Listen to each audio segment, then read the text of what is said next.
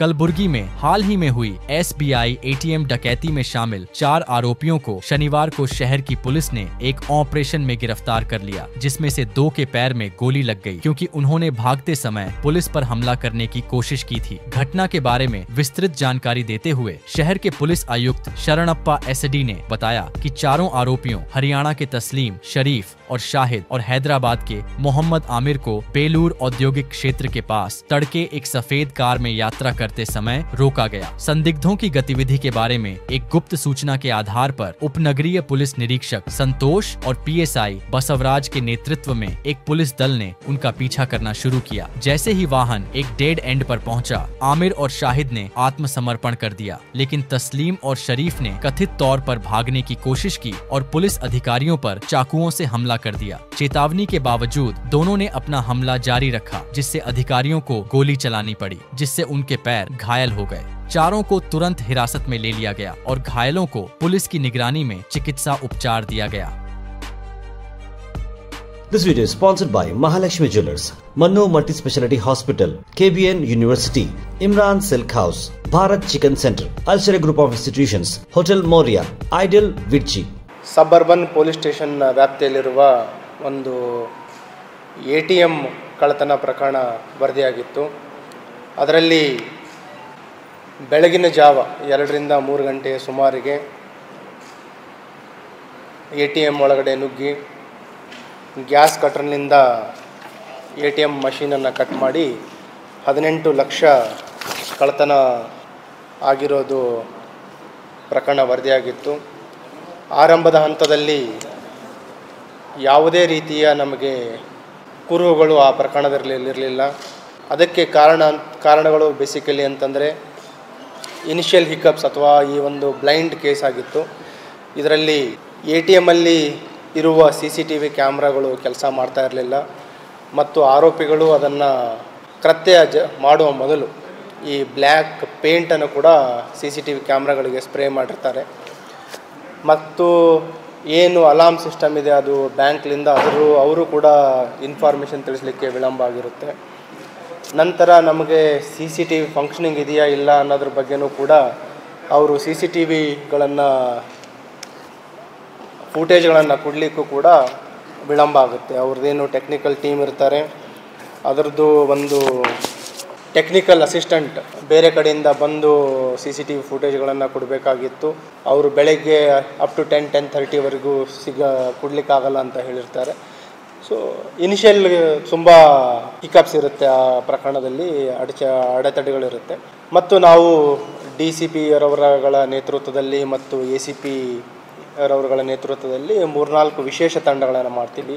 ಏನು ಈ ಕೃತ್ಯ ಆಗುತ್ತೆ ಆ ಒಂದು ಹಿನ್ನೆಲೆಯಲ್ಲಿ ಎಲ್ಲ ಕಡೆಯಿಂದ ಮಲ್ಟಿಪಲ್ ಆ್ಯಂಗಲ್ ಸಿಟಿ ಎಂಟ್ರಿ ಏನೇನು ಪಾಯಿಂಟ್ಸ್ ಇದೆ, ನಮ್ಮದು ಹುಮ್ನಾಬಾದ್ ಇರ್ಬೋದು, ಆಳಂದ್ ಇರ್ಬೋದು, ಅಫ್ಜಲ್ಪುರ್, ಸೇಡಮ್, ಜೇವರ್ಗಿ, ನಾನಾ ರೀತಿ ಎಂಟ್ರಿ ಎಕ್ಸಿಟ್ ಪಾಯಿಂಟ್ಸ್ಗಳಲ್ಲಿ ನಾವು CCTVಗಳ ಒಂದು ಪರಿಶೀಲನೆಯನ್ನು ಮಾಡ್ತೀವಿ.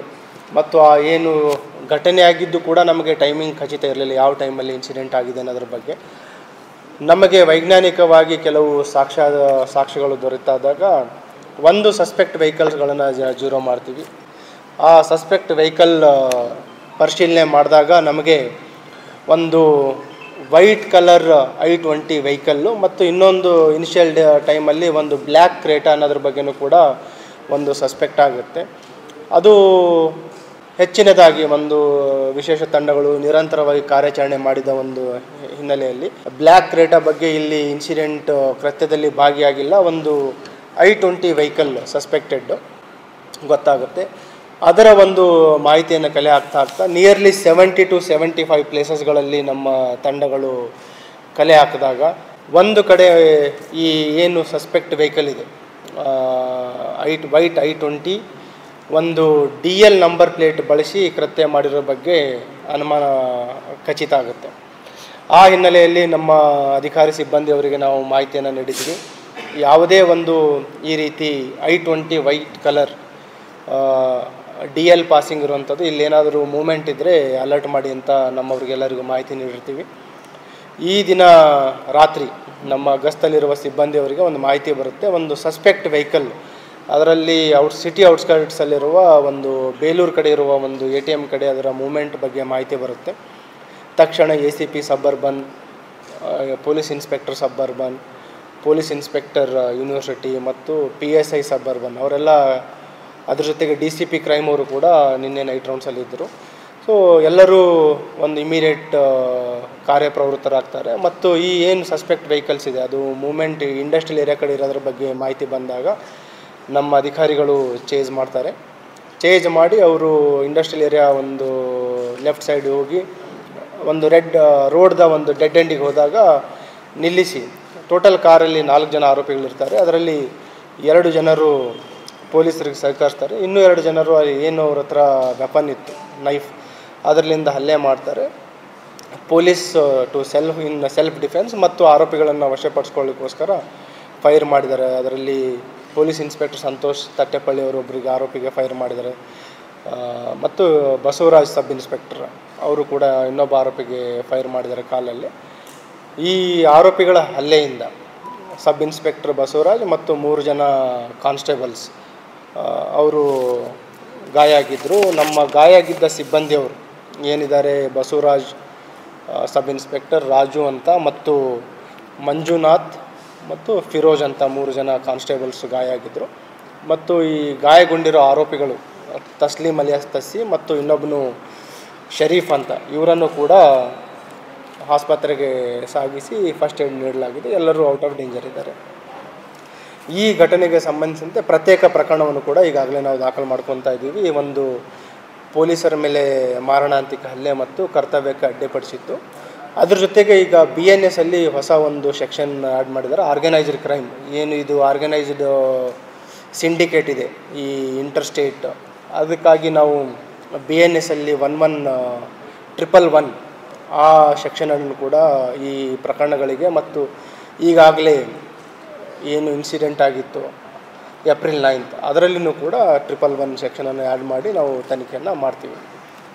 ಈಗ ಪ್ರಾಥಮಿಕವಾಗಿ ನಾವು ಕಲೆ ಹಾಕಿದ್ದ ಮಾಹಿತಿ ಪ್ರಕಾರ ಇದರಲ್ಲಿ ಏನು ತಸ್ಲೀಮ್ ಅಂತಿದ್ದಾನೆ ಅಲಿಯಾಸ್ ತಸ್ಸಿ, ಇವನು ಮೂಲತಃ ಇವರೆಲ್ಲ ಹರಿಯಾಣ ರಾಜ್ಯದ ಮಿವಾತ್ ಜಿಲ್ಲೆಯವರು. ಅಲ್ಲಿಂದ ಇವರು ವಿವಿಧ ತಂಡಗಳನ್ನು ಕಟ್ಕೊಂಡು ಬೇರೆ ಬೇರೆ ರಾಜ್ಯಗಳಲ್ಲಿ ಅಫೆನ್ಸಸ್ಗಳನ್ನು ಮಾಡ್ತಾರೆ. ಮತ್ತು ಪ್ರತ್ಯೇಕವಾಗಿ ಇತ್ತೀಚೆಗೆ ಲಾಸ್ಟ್ ಒಂದು 3-4 ವರ್ಷಗಳಿಂದ ಹೆಚ್ಚುವರಿಯಾಗಿ ATM ಕಳ್ಳತನ ಮಾಡುವುದನ್ನು ಇವರು ಮೋಡಸ್ ಆಪರೆಂಡಿ ಮಾಡ್ಕೊಂಡಿದ್ದಾರೆ.